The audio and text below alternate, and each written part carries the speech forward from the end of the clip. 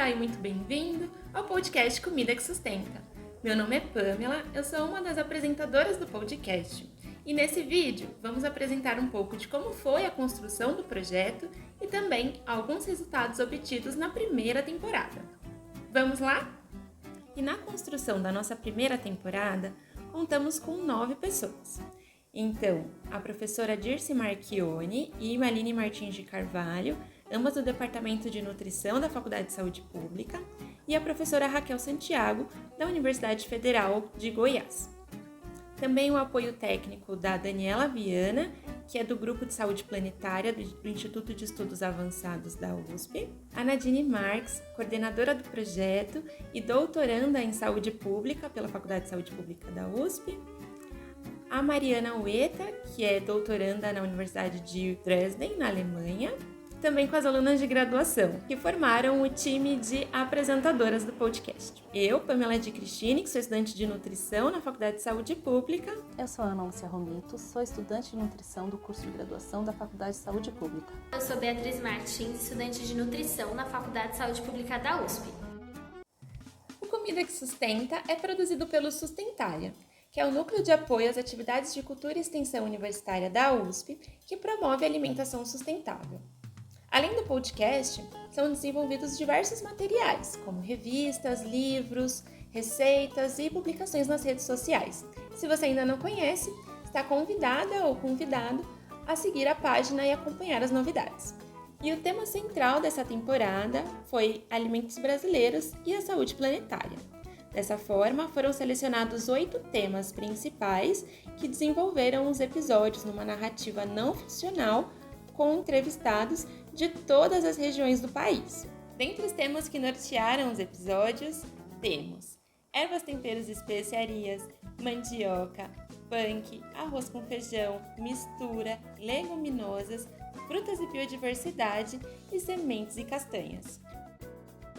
Bom, falando um pouquinho sobre a motivação e os objetivos do projeto, eu começo destacando que o principal objetivo do podcast Comida que Sustenta foi estabelecer um diálogo entre saberes tradicionais e evidências científicas acerca do tema, que é a alimentação saudável e sustentável. Um dos objetivos de desenvolvimento sustentável estabelecidos pela ONU em 2015, que é o objetivo número 3 sobre saúde e bem-estar, também foi cumprido e atingido com a produção desse podcast. Além disso, um dos objetivos também foi ampliar o alcance dos materiais já produzidos pelo Sustentária, no caso, para o público-alvo, que são mulheres idosas acima de 60 anos. Isso foi feito a partir do compartilhamento gratuito através do WhatsApp de todos os episódios, além de ter eles disponibilizados em plataforma de streaming de forma gratuita também, e também no site oficial do projeto. É válido destacar que todo o projeto ele foi construído na base de mentoria, ou seja, a equipe ela é composta por alunos de graduação, alunos de pós-graduação e profissionais já formados na área que interagem entre si e fomentam esse processo de ensino-aprendizagem. E isso traz um crescimento pessoal e profissional para todos os envolvidos.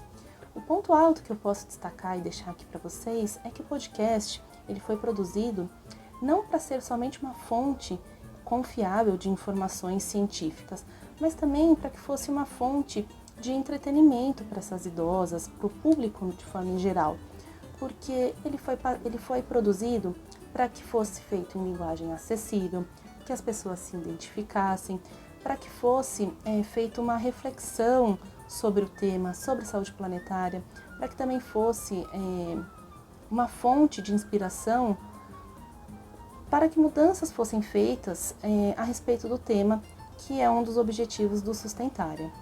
Então, além da questão da informação baseada em evidência científica, de forma responsável, o podcast ele também foi uma fonte de entretenimento. Bom, abordando agora um pouco dos nossos resultados, entre os episódios principais e bônus, Nós contamos com a participação de 60 convidadas e convidados das diversas regiões do Brasil. E vale destacar que a representatividade foi priorizada na escolha desses convidados, o que promoveu diálogos com uma grande diversidade de formações, atuações profissionais e faixas etárias. Além disso, nos episódios bônus foram apresentados 8 projetos e institutos que tinham como enfoque a atuação em educação nutricional e alimentar e na valorização dos alimentos brasileiros.